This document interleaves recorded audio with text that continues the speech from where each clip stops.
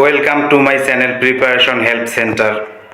আজকের আলোচনায় থাকছে সাম্প্রতিক বাংলাদেশ ও আন্তর্জাতিক বিষয়াবলী থেকে 21টি গুরুত্বপূর্ণ প্রশ্নোত্তর। আশা করি ভিডিওটি আপনারা সম্পূর্ণ দেখবেন। তো চলে যাই মূল আলোচনায়। সম্প্রতি কত তারিখে আইফোন 16 উদ্বোধন করা হয়? 9 সেপ্টেম্বর। 9 সেপ্টেম্বর তারিখে আইফোন 16 উদ্বোধন করা হয়। বাংলাদেশিদের অনুপ্রবেশ ঠেকাতে সম্প্রতি ভারত সীমান্তে কি মোতায়েন করেছে? মৌমাছি। বাংলাদেশিদের অনুপ্রবেশ ঠেকাতে সম্প্রতি ভারত সীমান্তে মৌমাছি মোতায়েন করেছে। সম্প্রতি বাংলাদেশের কতজন আম্পায়ারকে আইসিসি নতুন দায়িত্ব দিয়েছে? 5 জনকে। সম্প্রতি বাংলাদেশের 5 জন আম্পায়ারকে আইসিসি নতুন দায়িত্ব দিয়েছে। বেসরকারি শিক্ষক নিবন্ধন ও প্রত্যয়ন কর্তৃপক্ষের এনটিআরসি এর নতুন চেয়ারম্যান কে? মোহাম্মদ মফিজুর রহমান। বেসরকারি শিক্ষক নিবন্ধন ও প্রত্যয়ন কর্তৃপক্ষের নতুন চেয়ারম্যানের নাম হচ্ছে মোহাম্মদ মফিজুর রহমান। দেশে সাংবিধানিক সংস্কারের জন্য অন্তর্বর্তী সরকারের কয়টি কমিশন গঠন করা হয়েছে? 6টি। দেশের সাংবিধানিক সংস্কারের জন্য অন্তর্বর্তী সরকারের 6টি কমিশন গঠন করা হয়েছে। সম্প্রতি বাংলাদেশের কোন ক্রিকেটার যুক্তরাষ্ট্রের মাইনর ক্রিকেট লিগ দিয়ে মাঠে ফিরছেন? সাইফুদ্দিন। সম্প্রতি বাংলাদেশের সাইফুদ্দিন ক্রিকেটার যুক্তরাষ্ট্রের মাইনর ক্রিকেট লিগ দিয়ে মাঠে ফিরছেন। হু কর্তৃক অনুমোদিত প্রথম মাঙ্কি পক্স টিকার নাম কি? MVA-BN। হু কর্তৃক অনুমোদিত প্রথম মাঙ্কি পক্স টিকার নাম হচ্ছে MVA-BN। সম্প্রতি কোন Bangladeshi legend AIPS Asia award পেয়েছেন? মাহমুদ হোসেন খান দুলাল। ক্রীড়া সাংবাদিকদের জন্য এশিয়ার সর্বোচ্চ সম্মাননা এটি। সম্প্রতি কোন Bangladeshi legend AIPS Asia award পেয়েছেন? উত্তর হচ্ছে মাহমুদ হোসেন খান দুলাল। ক্রীড়া সাংবাদিকদের জন্য এশিয়ার সর্বোচ্চ সম্মাননা হচ্ছে এটি। বাংলাদেশ উন্মুক্ত বিশ্ববিদ্যালয়ের নতুন উপাচার্যের নাম কি? অধ্যাপক ABM ওবায়দুল ইসলাম। বাংলাদেশ উন্মুক্ত বিশ্ববিদ্যালয়ের নতুন উপাচার্যের নাম হচ্ছে অধ্যাপক ABM ওবায়দুল ইসলাম।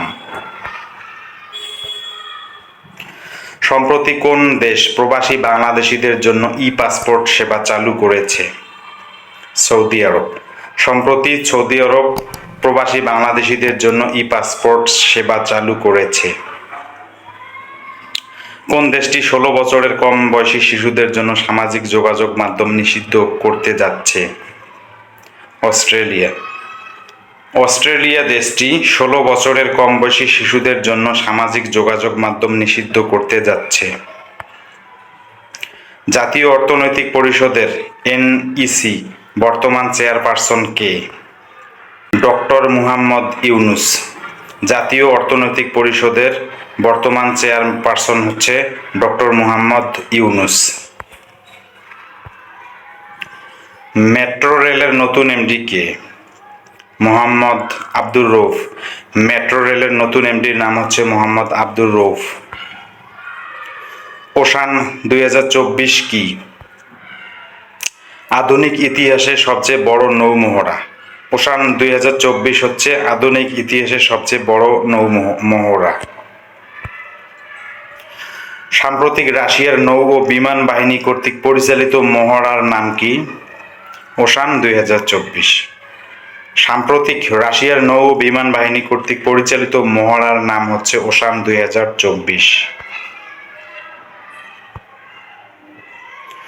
জাতিসংঘের পূর্ণ সদস্য না হয়েও সম্প্রতি সাধারণ পরিষদের আসন পেল কোন দেশ?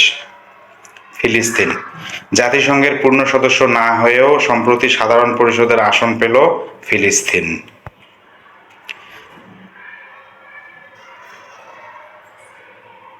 ওশান 2024 কি?